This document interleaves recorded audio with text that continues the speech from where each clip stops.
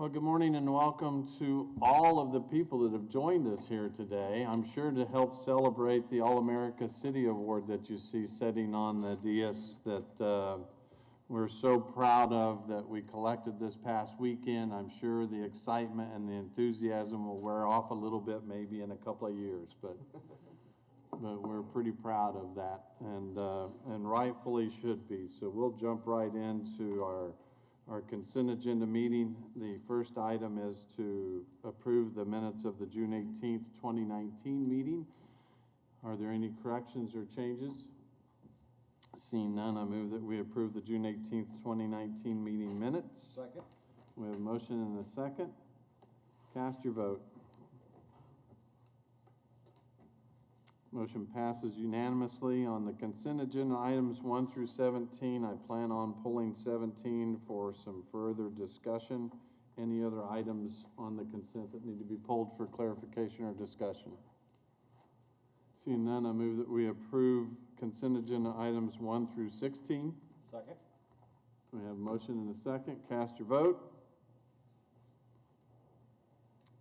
Motion passes unanimously, and Mr. Manager, I'm guessing that you have Victor here to visit with us about the confusion on item 17. Mayor, yes, if you'd like, we can go over some changes that we've made to the agreement in discussion with the developer, and we can summarize those for you today and let you then decide how you want to proceed. All right. Okay. Good morning, Mayor, members of the council. Victor White, Director of Airports. In response to a number of concerns that were expressed yesterday by the operators of the DoubleTree Hotel, as you know, the DoubleTree has a right of first refusal and a one-year notice provision, which we sent to them in September of 2017. They did not exercise their right of first refusal, which gave us the authority under their lease agreement to negotiate with another party to enter into a lease for another hotel, which is a process we've been involved in for the last 10 months or so. So yesterday, you all were notified of some concerns by the DoubleTree with respect to the right of first refusal notification letter and how it relates to the actual lease agreement that was being presented to you today. So we made some changes, excuse me, to the lease agreement yesterday afternoon with the concurrence of the developer of the new hotel. And I'll summarize what those are. They're fairly simple. We removed the second parcel from the proposed lease agreement. We shrunk the size of the entire leasehold by about half, from 464,000 square feet to, or 66,000 square feet to 264,000 square feet, to eliminate any confusion about whether there was or was not a second hotel involved with this particular lease. There was not.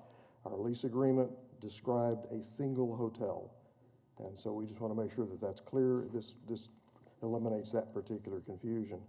We also, in concert with the right of first refusal letter, eliminated the first year of free rent to the developer and lowered the rental rate from 49 cents and change per square foot per year to 41 cents per square foot, so that it coincides with the actual numbers in the letter of agreement. And then we implement the concession fee commission at year 4 instead of year 5. So if that makes sense, 3 years of land rent at a specified amount, which will create $108,715 of annual rent, new rent to the airport authority, based upon the final survey of the parcel to make sure that it is either that or larger. And then we clarified some dates within the agreement for the actual construction commencement and completion that was confusing because of the two parcels that were mentioned. We eliminated several pages of construction schedules and boiled them down to literally one paragraph with a couple of 3 bullet points, saying that the construction commencement will be no earlier than October 1 of this year, but no later than December 31st of this year. They shall obtain a C of O from the MABCD on or before December 31st of 2020. And that we have the discretion, if there are any issues that come up during the design, development, and permitting process, to waive or extend that period of completion, because there are a number of things. There are some storm drainage issues that they have to do engineering on once they get their design underway. And then the big unknown with any project at the airport is FAA approval for airspace clearance. Typically, when we apply for those, it can take anywhere from as little as 30 days to sometimes 6 months or longer. And that's out of the developer's control, it's out of our control. So it gives us the discretion to waive those final dates of C of O if that were to happen. And essentially, I think that's it. So I'll be happy to stand for any questions. Questions at this point? Councilmember Fry? Just real quick, Victor, since I haven't had a chance to read through this yet, if those dates are not met, what is the ramification? They would be in default of the lease, and we can terminate the lease if they don't meet the dates. Okay. And I would like to point out that the developer, Mr. Patel, is here in the audience if you have any questions for him. So the lease that you had originally tried to bring to us that waived a year of rent? Yes, sir. You only changed that because of the pushback? That was essentially the reason. It was just a little complicated. Our intent was we do this with a number of development operations, whether it's a hangar or a hotel, to allow some period of free rent during the construction period when they do not have the ability to have any income from the property.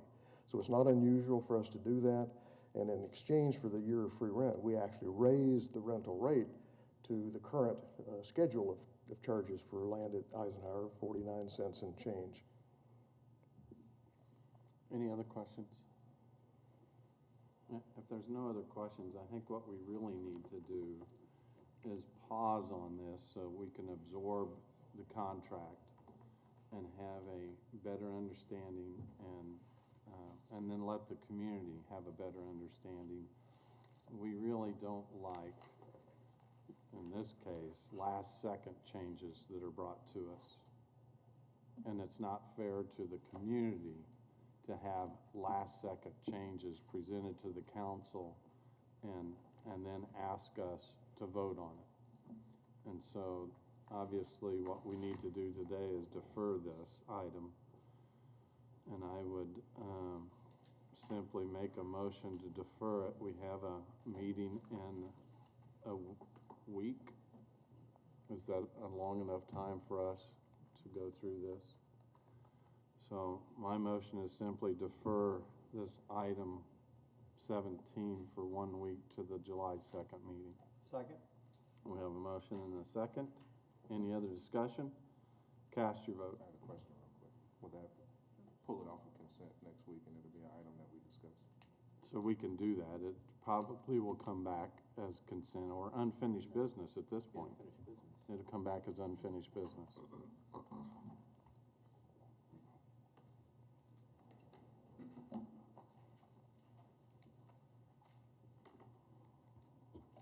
Councilmember Claycomb, can you please cast your vote? It's not. Not on the screen. It's not on my screen.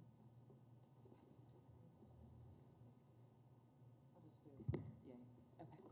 All right. Motion passes unanimously. Board of Bids.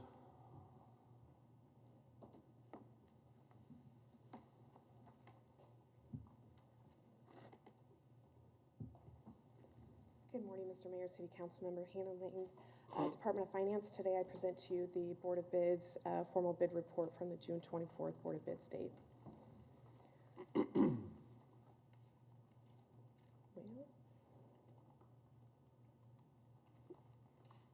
it's not working.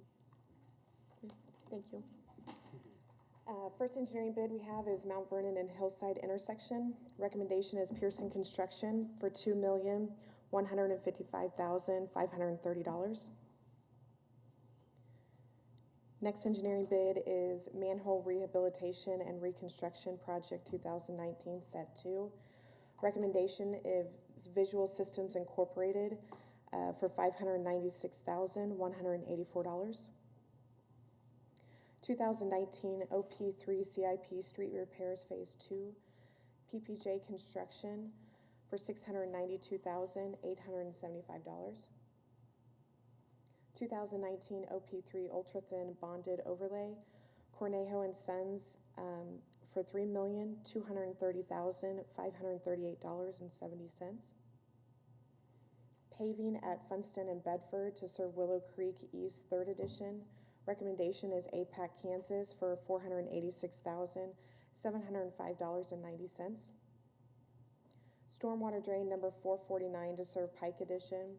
Recommendation is Meese Construction for $1,070,569.70. Trash containers and collection services. Recommendation is to defer to July 1st Board of Bids date. Exterior paint. Recommendation is NPC Pigments for $102,600. Rotary distributor trickling filter. Recommendation is Ovivo USA for $265,680. Apple iPod Touches. Recommendation is Adorama Incorporated for $130,199.40. Labor, material, services, and equipment for metal shelving for property and evidence. Recommendation is Southwest Solutions Group for $153,085.77. That's all the bids. With that, I'll stand for any questions. Questions on any of the awards? Yes, Councilmember Johnson? Thanks, Mayor. I've noticed we have deferred the trash collection thing for about 2 months. Why is that? Currently, we have a review going on for the evaluation of the low bidder, whether we're checking out references, things like that and stuff, and so we're going through the evaluation process of it. So we have to keep deferring it until we award it. Okay, thank you. Is there a problem trying to get references? No, we have the references. We were going to recommend a award, and we had a formal protest be put through, so we are now going through that evaluation process of the protest. All right. Any other questions? Move that we approve the awards as presented. Second. Motion and a second. Cast your vote.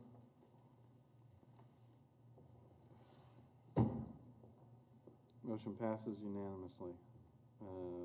Appointments? Comments? Anybody go to an awards? I do have, before we receive any comments, I have one appointment we need to take care of today. And the county commissioners are each allowed to make an appointment to the Airport Advisory Board that has to come and formally be approved by this body. And Chairman David Dennis is appointing Tim Bonnell to the Airport Advisory Board. So I would move that we approve Tim Bonnell to the Wichita Airport Advisory Board. Second. We have a motion and a second. Any other questions? Cast your vote. The motion passes unanimously. I do want to take a moment again to thank specifically Dante Martin, obviously all of the different staff that went with us to Denver, Colorado to make the presentation. I know that staff has been working on this for quite some time. It's a very special honor as we witness firsthand to receive All-America City. And there's probably no more telling sign than see the disappointment in the cities that made a finalist, which is a big deal, but didn't get awarded All-America City, and kind of feel for them a little bit. I mean, there's some people that obviously put their heart and soul into it. We witnessed communities that brought as many as 60 people to their presentation. 83 was the high number, yeah. And so there certainly was some really good competition, but the work that staff did, that electeds did, that brought this all together, was outstanding. And we heard from multiple judges that couldn't say enough good things about both what we were doing here in Wichita, Kansas, and our ability to convey that to the judges was pretty special. So congratulations to everyone involved with this, and it is truly a collaborative effort from staff, from electeds, from the community leaders. I did get an opportunity briefly to call and thank Bob Lutz. Obviously, he was mentioned multiple times.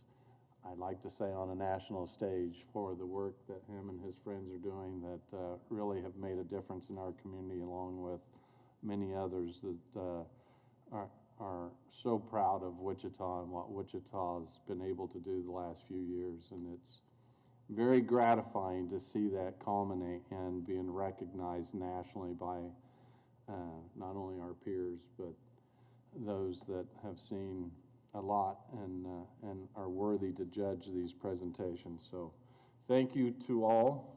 Don't know if there's anything else to add to that. We're very grateful.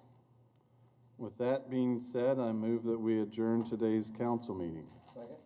We have a motion and a second to adjourn. Cast your vote.